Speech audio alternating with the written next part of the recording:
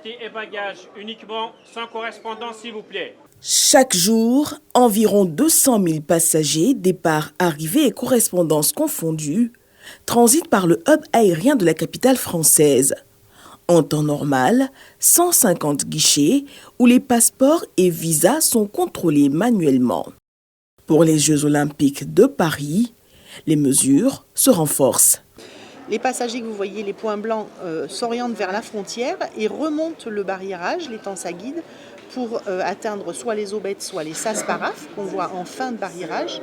Les petits capteurs longs blancs nous permettent d'avoir à la fois ce visuel et le calcul, selon un algorithme, le calcul des temps d'attente.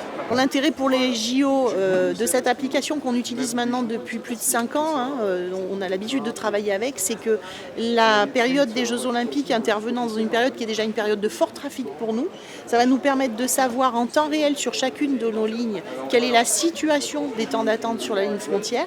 Et si une ligne frontière est déjà embolisée et qu'on y attend une délégation importante, on va savoir qu'il va falloir qu'on facilite le passage en ouvrant par exemple un trajet particulier. Pour les 120 chefs d'État attendus pour la cérémonie d'ouverture, un accueil VIP est prévu en pavillon de réception.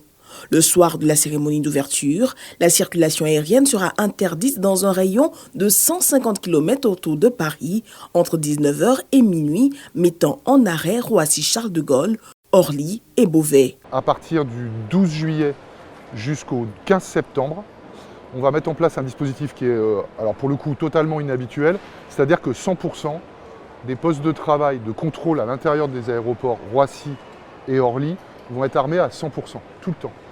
Le but du jeu étant de faire face le mieux possible à un afflux de voyageurs supplémentaires qui est estimé comme étant un afflux très important, mais dont on ne connaît pas exactement le détail. Mais on sait qu'il y a des journées qui vont être extrêmement importantes et on aura peut-être 300 000 voyageurs dans la journée à Roissy ou 130 000, 140 000 à Orly.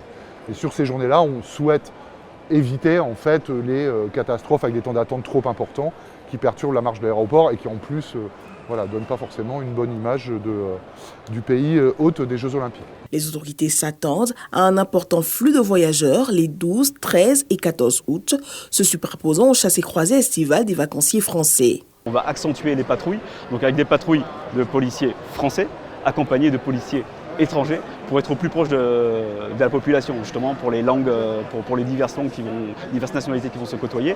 Et à côté de ces patrouilles, comme je vous disais, en tenue, on aura aussi des patrouilles en civil qui vont travailler de manière discrète sur la délinquance spécifique de la plateforme.